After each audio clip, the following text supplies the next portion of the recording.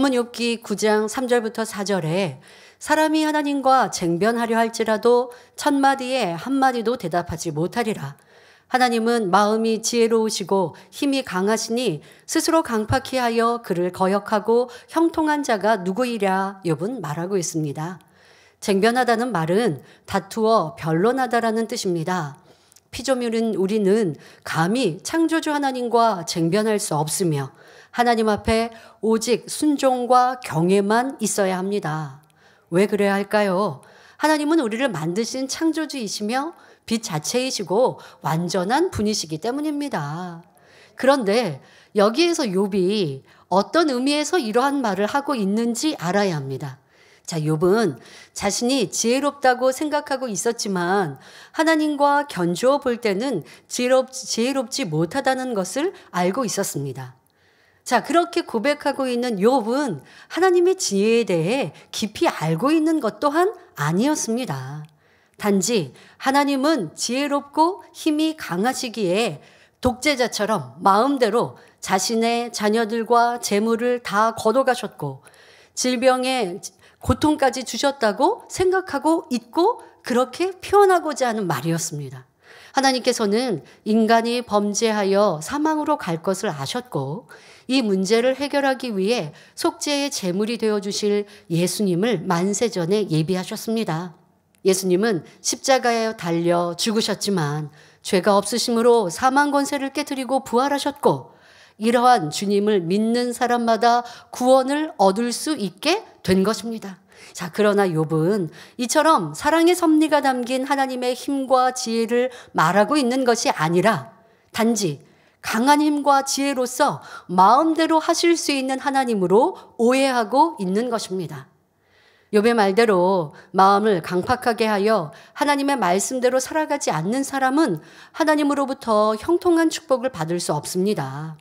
그런데 욥은 이렇게 바른 말을 하고 있으면서도 정작 자신이 하나님 앞에 마음을 강팍하게 하고 거역하고 있음을 깨닫지 못하고 있습니다.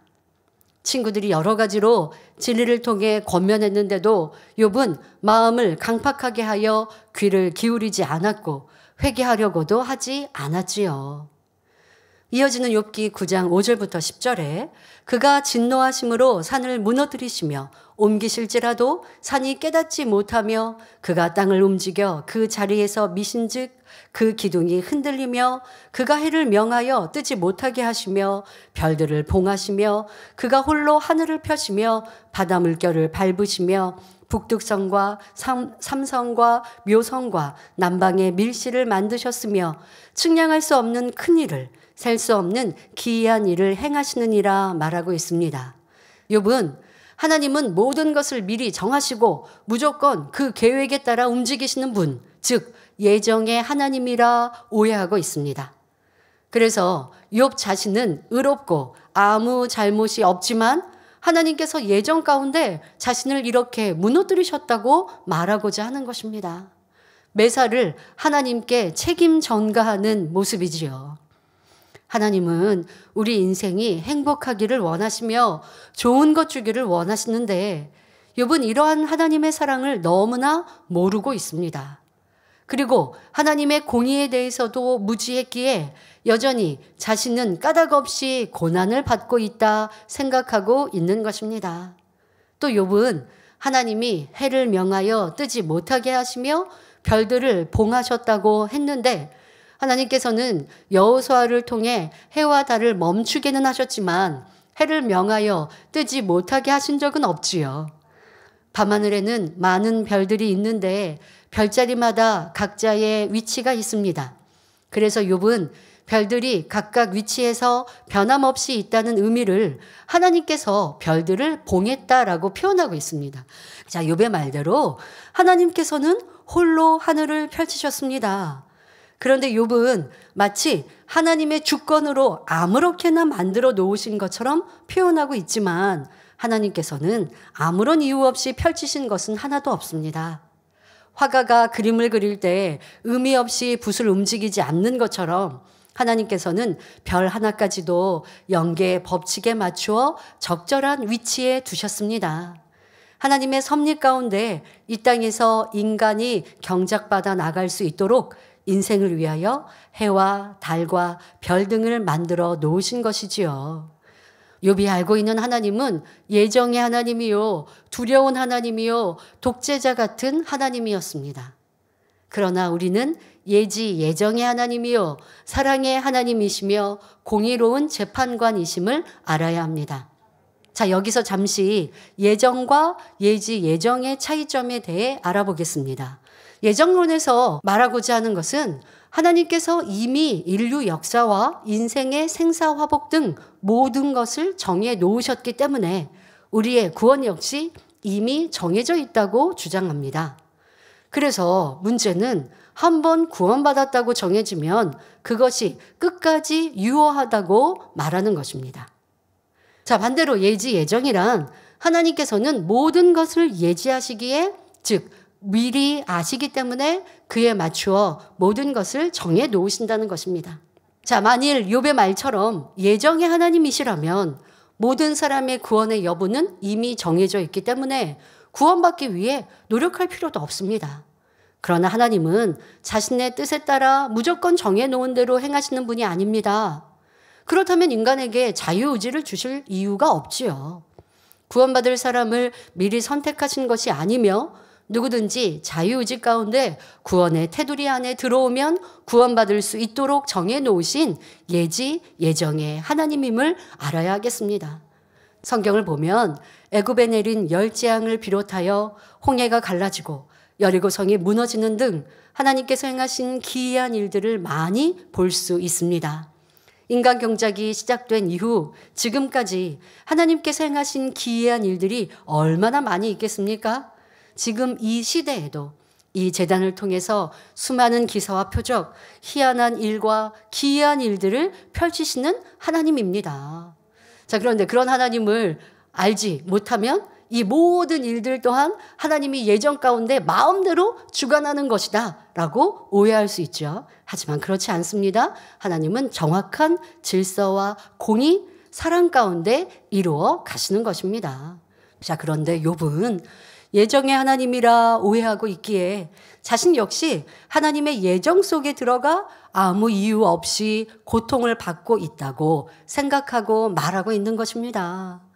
그러니 자신의 잘못을 발견하지도 못하고 회개하지도 못하고 있는 것이지요. 그러나 하나님의 자녀에게 이유 없는 연단은 없으며 우연의 일치라는 것도 존재하지 않습니다. 잠언 3장 6절에 너는 범사의 그를 인정하라. 그리하면 내 길을 지도하시리라 말씀한 대로 큰 일을 만나든지 작은 일을 만나든지 하나님의 말씀 안에서 자신을 발견할 수 있어야 합니다. 우리가 길을 가다 넘어져도 우연으로 돌리지 말고 가벼운 접촉사고가 발생했다 해도 하나님의 사랑의 터치가 아닌지 자신을 돌아볼 수 있어야 하겠습니다. 욥은 측량할 수 없는 기이한 일을 행하시는 권능의 하나님을 위대하신 분, 어미하신 분, 두려운 하나님으로 알았지만 사랑과 공의의 하나님에 대해서는 알지 못했습니다. 그래서 영적 무지함 가운데 계속하여 옳지 않은 말을 하고 있습니다. 욥기 9장 11절부터 12절에 그가 하나님이 내 앞으로 지나시나 내가 보지 못하며 그가 내 앞에서 나아가시나 내가 깨닫지 못하느니라. 하나님이 빼앗으시면 누가 막을 수 있으며 무엇을 하신나이까 누가 물을 수 있으랴 말합니다. 욥은 하나님이 본인 앞에 지나가셔도 알지 못하고 느끼지도 못한다 말하고 있습니다. 자, 그럼 성도님들은 만일 하나님께서 여러분의 앞으로 지나가신다면 깨닫지 못하시겠습니까? 우리가 마음문을 열고 주님을 구세주로 영접하면 성령을 선물로 받게 됩니다. 성령을 받은 사람이라면 하나님께서 임재하실 때 느끼고 깨달을 수 있습니다. 성령 시대의 지금은 하나님께서 직접 임재하시는 일은 적지만 성령의 역사를 통해 하나님을 느끼게 해주십니다. 무엇보다도 구원의 확신이 생기고 기도의 응답을 체험하니 기쁨과 소망이 넘칩니다. 성령님은 누구보다도 우리와 가까이 계셔서 말할 수 없이 따뜻한 사랑으로 안아주시며 세상이 줄 수 없는 기쁨과 평강을 부어주심으로 하나님의 사랑을 느낄 수 있습니다. 이뿐 아니라 직접적인 체험도 합니다. 성령이 충만히 역사하시면 방언의 은사도 임하고 유창한 방언도 합니다. 성령의 불세례가 임하면 뜨거움도 느끼며 치료도 받고 각종 은사도 받는 등 영적인 체험도 하지요.